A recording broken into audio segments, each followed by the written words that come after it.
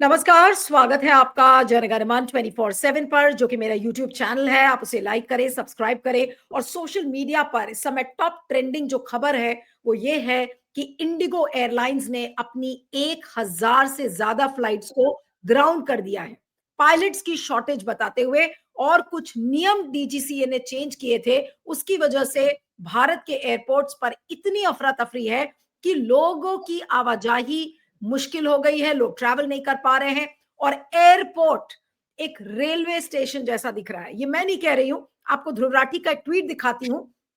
ध्रुव राठी ने उस तस्वीर को भी पोस्ट किया है और ये देखिए, एयरपोर्ट लुक्स वर्स देन अ रेलवे स्टेशन। अब मानिए ये सारी चीजें हो रही थी जब इतना बड़ा स्टेट हेड व्लादिमीर पुतिन, जो रशिया के राष्ट्रपति हैं, वो दिल्ली आए हुए थे और उस विजिट के बीच में ये तमाशा प्ले आउट हो रहा था। हालांकि कुछ लोगों ने ये कहा कि अरे ये तो पता करना पड़ेगा, ये क्यों इस तरीके की चीजें हुई एक स्टेट विजिट के बीच में। आज उस चीज को किनारे रख देते हैं, लेकिन ये जो आलम एयरपोर्ट्स पर दिख रहा है, ये क्रिएट किया हुआ है, इसे बनाया गया है ताकि फायदा किसको हो सके? अदानी को। अब आप ये सोच रहे होंगे कि अदानी के फायदे की मैं बात क्यों लेकर आई। अब आपको एक खबर दिखाती हूँ, वो 28 नवंबर की खबर है, उसको ध्यान से देखिएगा। और ये खबर बहुत साफ साफ ये कहती है कि Adani defence acquires majority stake in India's largest flight training provider FSTC for 820 crore। अब इसके डिटेल्स मैं आपको बताती हूँ। Adani defence systems and technologies, जिसको ADSTL कहा जाता है, in collaboration with prime arrow services has finalized agreements to acquire a majority stake in Flight Simulation Techniques Center Private Limited, India's largest independent flight training and simulation provider, for an enterprise value of 820 crore। अब आप ये सोचिए कि अदानी 820 करोड़ में उसको acquire करने की कोशिश कर रहे हैं। फ्लाइट सिमुलेशन टेक्निक सेंटर, जो कि इंडिया का सबसे बड़ा फ्लाइट ट्रेनिंग और सिमुलेशन प्रोवाइडर है। अब एफएसटीसी करता क्या है? It operates 11 advanced full flight simulators, 17 training aircraft offering comprehensive pilot training from commercial pilot licenses to type ratings, recurrent training and specialized skill forces। यानी कि पूरी पायलट्स की ट्रेनिंग और उनका जो एक कॉम्प्रिहेंसिव प्रोग्राम है, पायलट्स को लाइसेंस लेना, उनकी रेटिंग करना, ये सारा काम एफएसटीसी करता है और इसको अदानी ने 820 करोड़ में एक्वायर किया है। अब आप सोचिए, जो करंट इस समय जो मेस आपको जो अफरा तफरी एयरपोर्ट पर दिख रही है, और ये बताया जा रहा है कि पायलट्स की शॉर्टेज है। अब ये जो कंपनी है एफएसटीए, इसके बारे में कहा जा रहा है कि it is certified by DGCA and EASA, यानी कि European Union safety aviation safety agency, and runs state of the art simulation centers in Gurugram and Hyderabad. With significant expansion capacity, it also operates one of India's largest flying schools at Bhiwani and Narnaul in Haryana. India's defense pilot training ecosystem is emerging as a major opportunity, mirroring trends in civil aviation, where simulator-based training lowers the costs and improves safety and efficiency. FSTC has outlined robust growth plans to scale across both defense and civil domains. अब आपको ये मोटा मोटा खबर समझ में आ गई होगी कि अदानी एफएसटीसी को अक्वायर करना चाहते हैं ताकि पायलट ट्रेनिंग, पायलट रेटिंग, सबका काम उनको मिल जाए। और इस वजह से ऐसा लग रहा है तथाकथित रूप से कि पायलट्स की शॉर्टेज को क्रिएट किया गया ताकि इस फ्लाइंग स्कूल में अदानी के अक्वायर करने के बाद धड़ाधड़ रजिस्ट्रेशन शुरू हो जाए। अब इसको लेकर केरला कांग्रेस का एक ट्वीट है, सागर आपके उसको डाउनलोड करिए, मैंने भेजा हुआ है आपको। केरला कांग्रेस लिख रही है, और ये बहुत मार्के की बात है, उन्होंने ये अदानी की जो defence enhanced pilot training capabilities हैं, उसकी खबर को टैग किया है और उसमें लिखा है कि this explains everything. DGCA notification, the sudden flight shortage, the chaos, missed flights and so on. Everyone who missed the flight should read this to understand what Modi and company is trying to do with you. You were just pawns in the larger game of creating artificial pilot demand, the price of being an oligarchy. अब oligarchy पर ये केरला कांग्रेस का tweet था जिसको मैं अभी पढ़ रही थी। उन्होंने ये लिखा है कि ये जो सडन पायलट की शॉर्टेज हुई है, इससे आपको पता चल जाएगा कि इसका कारण क्या था। और उन्होंने अदानी का के जो एफएसटीए को जो एक्वायर किया है, ये तस्वीर उसमें लगी हुई है। अब आपको दिखाते हैं कि राहुल गांधी ने क्या कहा। राहुल गांधी ने भी, आपको याद होगा बहुत समय पहले, ओलिगार्की और डुओपोली और मोनोपोली पर उन्होंने एक आर्टिकल, एक बहुत लंबा चौड़ा आर्टिकल लिखा था, एक एडिटोरियल था राहुल गांधी का। राहुल गांधी का वो ट्वीट दिखाइए जो उन्होंने अभी लिखा है। ये देखिए, Indigo fiasco is the cost of this governments monopoly model. Once again, it's ordinary citizens who pay the price in delays, cancellations, and helplessness. India deserves fair competition in every sector, not match fixing monopolies. अब इसी सवाल के साथ मैं ये सवाल raise कर रही हूं कि क्या ये एक मैच फिक्सिंग थी? क्या एयरपोर्ट पर इस तरीके की शॉर्टेज को क्रिएट किया गया ताकि अदानी, ये जो नया एक्विजिशन अदानी का है, उसमें फायदा पहुंचे, उसमें लोग रजिस्टर कराएं, पायलट्स की ट्रेनिंग हो, यही है। और कई लोग इसको लिख रहे हैं कि अरे आप लोग तो जरा सा कोई क्राइसिस होती है उसको आप अदानी से लिंक कर देते हैं। लेकिन ये जो खबर मैंने आपको दिखाई, जिसका स्क्रीनशॉट आपको दिखाया था कि अदानी ने जो डिफेंस अपना एक्सपैंड किया है पायलट ट्रेनिंग में, 820 crore acquisition of 72.8% stake in FSTC. इसके क्या मायने हैं? क्या ये आर्टिफिशियली क्रिएट की गई शॉर्टेज थी जिसकी वजह से आज लाखों लोग एयरपोर्ट पर या तो कोई जा नहीं पा रहा है या तो एयरपोर्ट पर अटका हुआ है, और वो भी कब? जब एक स्टेट डिग्निटरी आ गया है। तो आज इस खबर को समझने की कोशिश करेंगे कि क्या ये आर्टिफिशियल शॉर्टेज क्रिएट की गई जानबूझकर। हमारे साथ independent media analyst Siddharth Sharma है। सिद्धार्थ, आपका स्वागत है। हमारे साथ मीनू जैन जी है, वरिष्ठ पत्रकार, पॉलिटिकल कमेंटेटर, आपका भी स्वागत है। मैं सिद्धार्थ से शुरू करूंगी कि सिद्धार्थ, ये जो खबर है कि जिसमें अदानी ने अक्वायर किए हैं 72.8% स्टेक एफएसटीसी में, ये अपने आप में क्या कहता है और क्या हम उसको लिंक कर सकते हैं एयरपोर्ट की शॉर्टेज पर? जिस तरीके से शॉर्टेज हुई, अफरा तफरी का माहौल हुआ, और जो केरला कांग्रेस कह रही है अपने ट्वीट में, क्या हम इन दोनों चीजों को लिंक कर सकते हैं? जी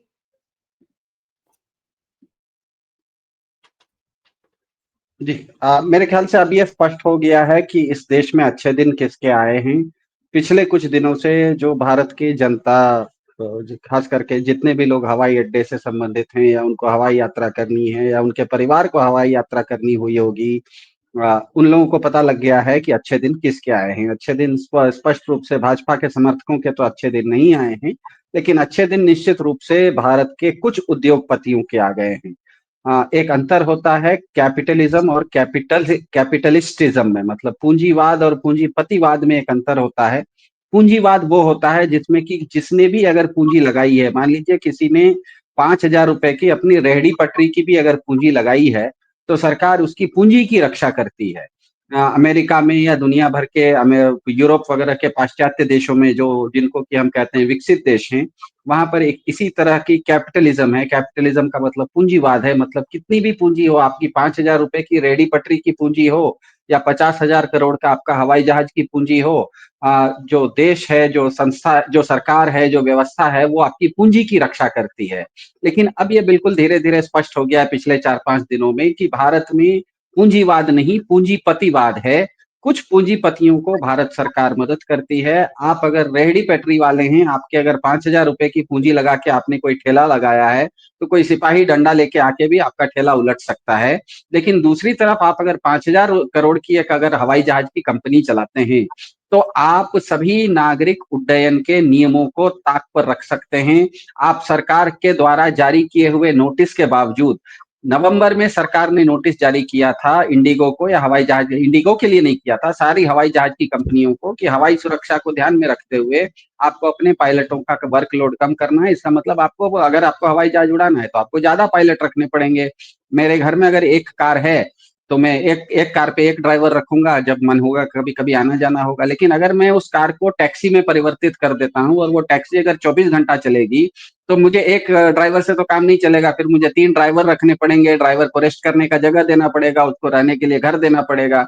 तो हवाई जहाज क्योंकि एक तरह की एयर टैक्सी है, इसीलिए उसमें एक हवाई जहाज को उड़ने के लिए कितने ड्राइवरों की जरूरत पड़ती है, ड्राइवर को कितने समय के लिए रेस्ट चाहिए, वो सबको नियम को ध्यान में रखते हुए, अंतर्राष्ट्रीय मानकों को ध्यान में रखते हुए भारत की डीजीसीए ने भारत के सभी एयरलाइंस को कहा कि आप अपने हवाई जहाज में आप जो अपने ड्राइवर्स को, अपने पायलट्स का इस्तेमाल करते हैं, उनका वर्कलोड ज्यादा है, उनका वर्कलोड अगर आपको कम करना है तो या तो आप अपने हवाई जहाजों की संख्या कम कीजिए, मतलब उड़ानों की संख्या कम कीजिए, या पायलटों की संख्या बढ़ाइए। ये नवंबर में कह दिया था।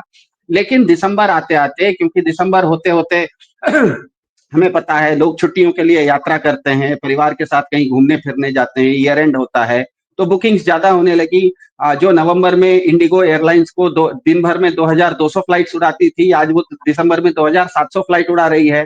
लेकिन आश्चर्य ये कि वो पायलट बढ़ाने के बदले पायलट की संख्या उसने नहीं बढ़ाई। सरकार के नियम के बावजूद, सुरक्षा के नियमों को ताक पर रखते हुए सरकार की कनपट्टी पे बंदूक रखी गई और अपने पायलट्स को नहीं बढ़ाया। और पायलट्स ने अंत में दिसंबर में कह दिया कि कल परसों बोल दिया कि हमारा तो ड्यूटी आवर्स जो है उससे ज्यादा तो हम ड्यूटी आवर्स कर नहीं सकते, जिसके कारण हमने देखा कि भारत के सभी हवाई अड्डों पर हवाई अड्डों की स्थिति बस स्टैंड से भी खराब हो गई। लोग 5-5 हजार रुपए देके उनको खाना खाना पड़ रहा है।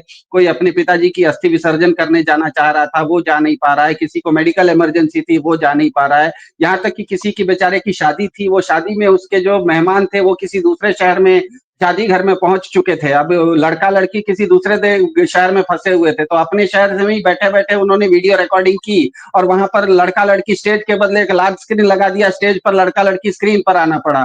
तो ये एक तरह से जिस तरह से जूम मीटिंग होती है वैसे जूम शादियां होने लगी है। तो ये सब हुआ है इसीलिए क्योंकि इंडिगो एयरलाइंस ने, मतलब भारत के कुछ, और इंडिगो एयरलाइंस वो है जो कि भारत के एविएशन सेक्टर में, मतलब नागरिक उड्डयन में 3 में से 2 हवाई जहाज जो उड़ रहे हैं आज भारत के आसमानों में, वो इंडिगो के हवाई जहाज है। इंडिगो और एयर इंडिया मिला के, एयर इंडिया आजकल टाटा के हाथ में है, ये दोनों मिला के इनके पास 90% शेयर है। इसका मतलब इस देश के नागरिकों को उड़ने के लिए विकल्प बहुत कम है। दो ही कंपनियां हैं जो कि हवाई जहाज उड़ाती हैं और दोनों ने मिलकर कह दिया कि हम, ऐसा तो नहीं कि सिद्धार्थ की अदानी टेक ओवर करने की कोशिश कर रहे हो इंडिगो, ये भी तो हो सकता है। अभी तो यही समझ में आया है कि भाई जो एफएसटीसी है उसमें वो 72.8% स्टेक्स लेकर उसको खरीदने की कोशिश कर रहे हैं। लेकिन कहीं ऐसा तो नहीं कि अब डिफेंस में घुसते घुसते अब एयरलाइन इंडस्ट्री में अदानी को भी लेकर आना चाहते हैं, इसलिए अब इंडिगो को डुबो दिया है जानबूझकर कि अब अदानी नहीं,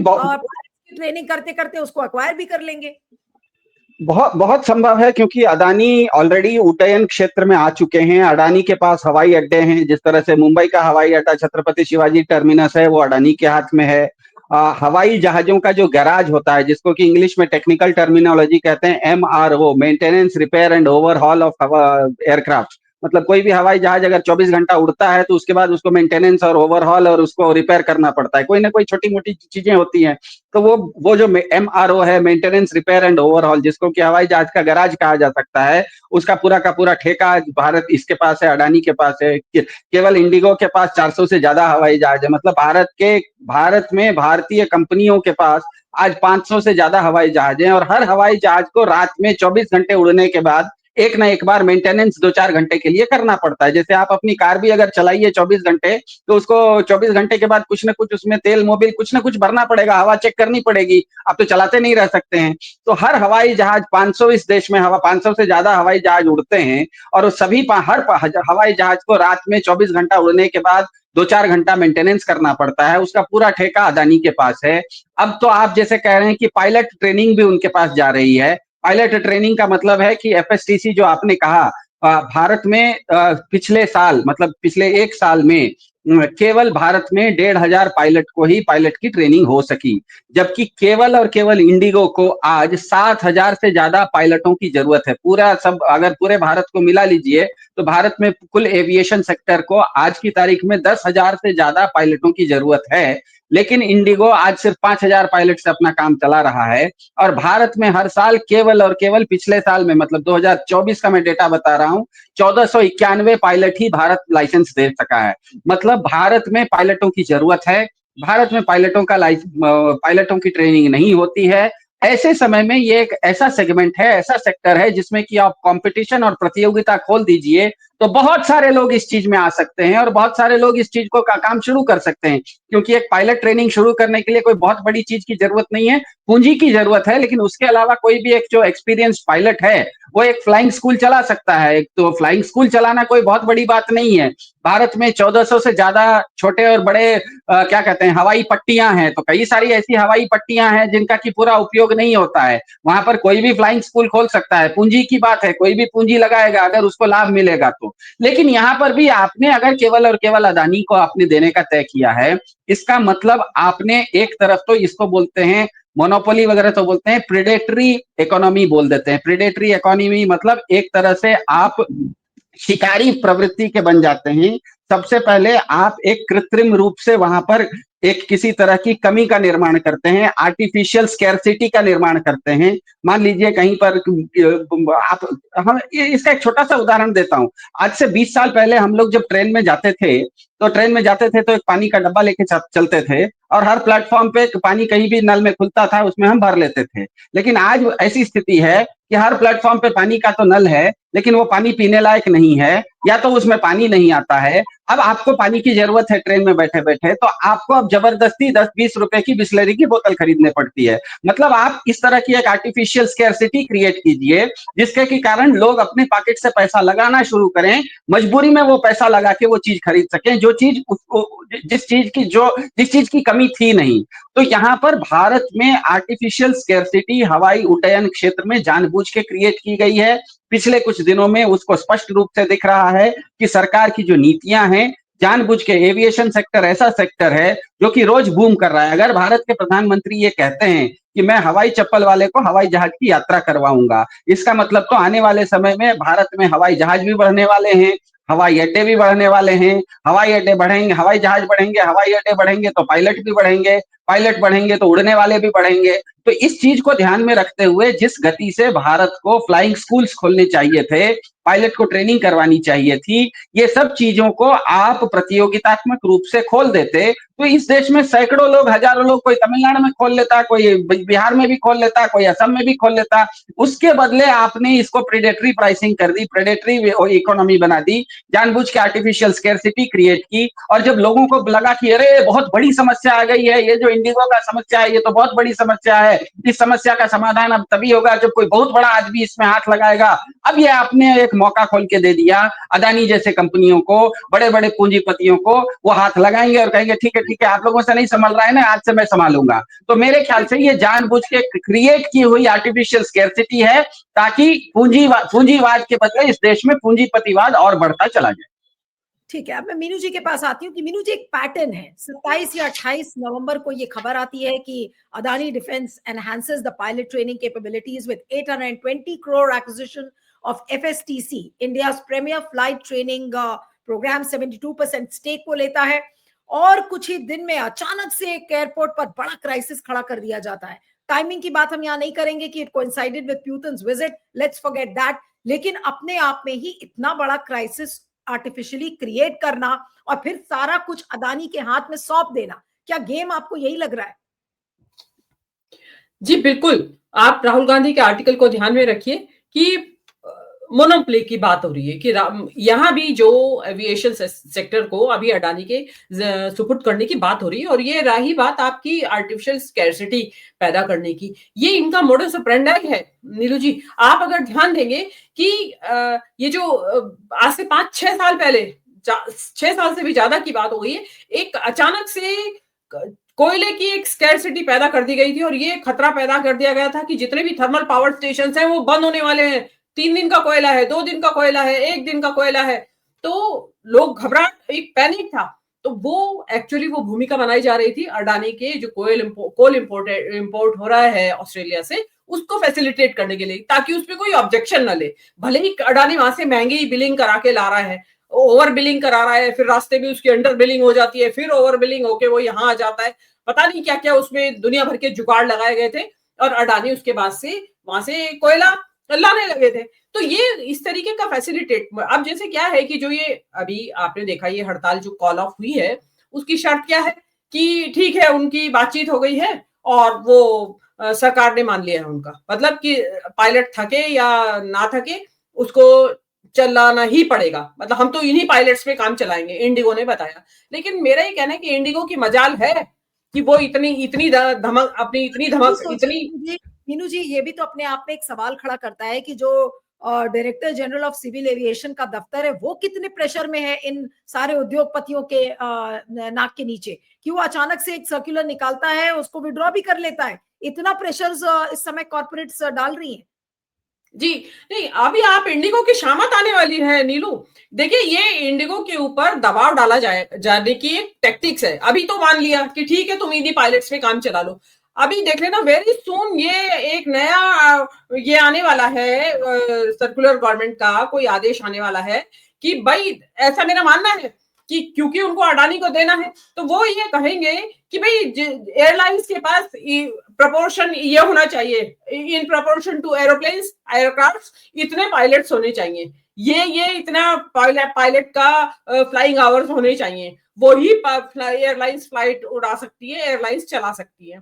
ये इसी तरीके का, जैसे क्या है ना, इन्होंने सोलर पावर में सोलर एनर्जी में इन्होंने अडानी पावर को लाए, तो उसमें किस उटपटांग किस्म की शर्तें इन्होंने टेंडर्स में लगाई कि इतना उनके पास कैश फ्लो हो तो वो कंपनी ही यहाँ पे अप्लाई कर सकती है, और उस कंपनी के पास hydro plus solar plus thermal की कैपेसिटी होनी चाहिए, तो वही कंपनी यहाँ पे अप्लाई कर सकती है टेंडर में। तो ऐसा कितनी कंपनियों के पास है इंडिया में, उसमें केवल अडानी ही क्वालिफाई कर सकते थे, लिहाजा सोलर पावर के जो जितने भी कॉन्ट्रैक्ट्स थे वो अडानी के नाम खुले सारे tenders. Because of this reason सरकार ने शर्तें ही ऐसी बना दी कि जो अडानी को फेवर करती थी। सेम वे इंडिगो के लिए अब ये शर्तें ऐसी बना दी जाएंगी कि आप ये शर्तें हैं अगर आपके पास, तो आप ये एयरलाइंस चला सकते हैं, नहीं तो सुपुर्द कर दीजिए, छोड़ दीजिए आप, और उसको अडानी टेक ओवर कर लेंगे। तो सरकार जो है ये माहौल बना रही है, जो आपने कहा कि स्कैरसिटी क्रिएट की गई है, वो इसीलिए किया गया है कि अचानक से अफरा तफरी मच जाए। और इसमें मुझे लगता है कि टाइमिंग की रही बात, वो इंडिगो की बदमाशी है कि उन्होंने ऐसी टाइमिंग चुनी कि पुतिन के टाइम पे की ये इमीडिएटली मानना पड़ेगा, लेकिन उसकी जो कीमत यात्रियों ने चुकाई, या सारे जो एक पूरे दुनिया में एक बदनामी हुई आपके एयरलाइंस की, उसका कोई खामियाजा आप कौन भुगतेगा? एयरलाइंस भुगतेगी, डेफिनेटली उनकी कमी आएगी, उनकी बुकिंग्स में उनका जो भी कुछ रेवेन्यू है वो सफर करने ही वाला है। लेकिन ये सारा काम, ये लोग इतनी आपने यात्रियों को परेशानी दी, इतना आपने लोगों को परेशान किया और सारा दुनिया परेशान हुई, इंटरनेशनल नेशनल टूरिस्ट ये काम तो आप ईडी की धमकी देके कर सकते थे कि ईडी का एक रेड पड़वा देते, नोटिस भिजवा देते, इंडिगो अपने आप रास्ते पे आ जाता, जैसा कि इन्होंने मुंबई एयरपोर्ट को लेने के लिए जीवीआर को किया था।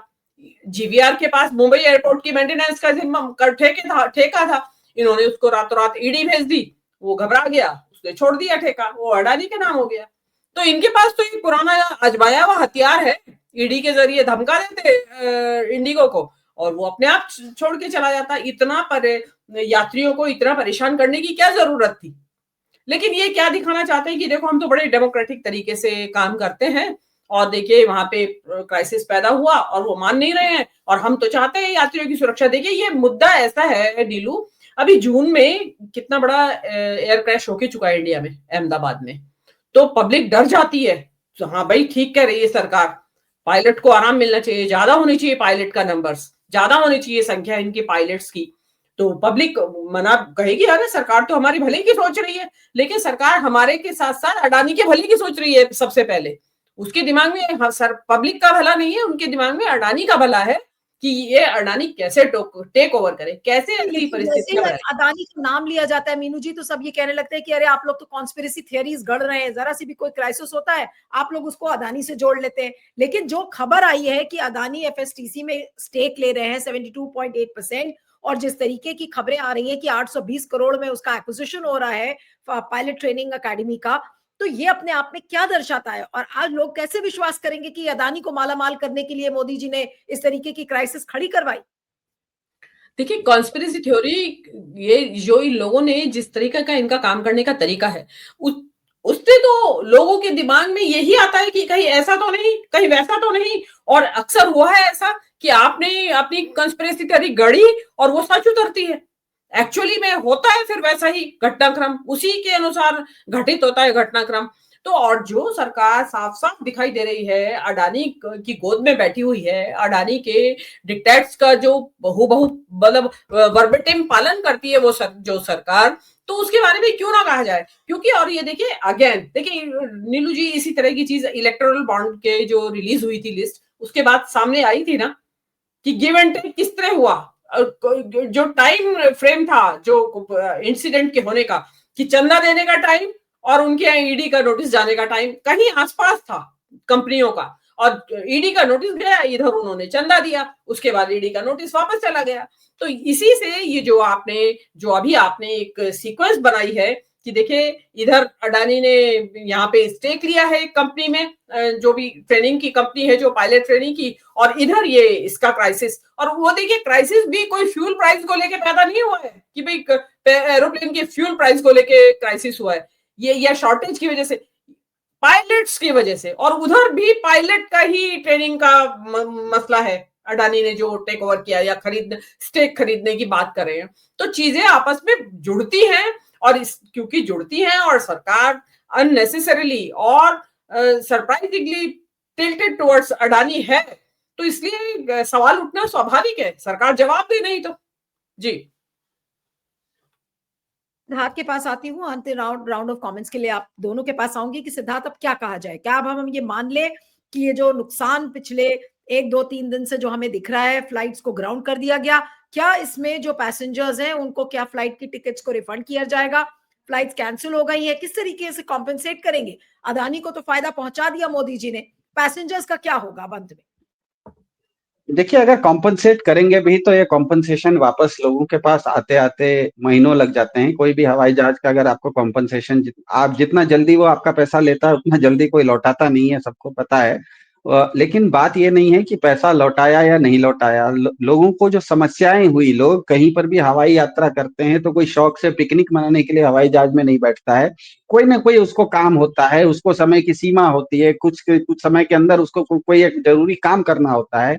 तो जो काम का हर्जा हुआ, जो भारतीय अर्थव्यवस्था का अरबों-अरबों रुपए का घाटा हो गया पिछले 3-4 दिनों में, उसका तो भरपाई कोई नहीं करेगा ना। भले वो कंपनियां कुछ पैसा उनको हवाई यात्रा वापस करवा दे, लेकिन वो हवाई जहाज की यात्रा का अगर कॉम्पनसेशन भी देगा तो जो जीएसटी काट लिया है वो तो वापस नहीं देगा, वो तो मोदी सरकार के पास जा चुका है। तो उसमें काटते कटाते उनको क्या मिलेगा ये महत्वपूर्ण नहीं है। मेरे ख्याल से हुआ ये है कि ये हुआ तो है कि इंडिगो को अपने पायलट बढ़ाने थे, जानबूझ के उसने पायलट बढ़ाए नहीं, और जिस तरह में उसने पायलट नहीं बढ़ाए तो पायलटों ने कह दिया कि भैया जो नियम है वो नियम से बाहर अगर हम उड़ाएंगे तो कल को हमारा पायलट लाइसेंस रद्द हो सकता है, इसलिए हम नहीं उड़ाएंगे, क्योंकि नियम सरकार का था। और वो सरकार का नियम अगर उल्लंघन होता है तो स्वाभाविक है कि पायलट का तो पूरा करियर खराब हो जाएगा।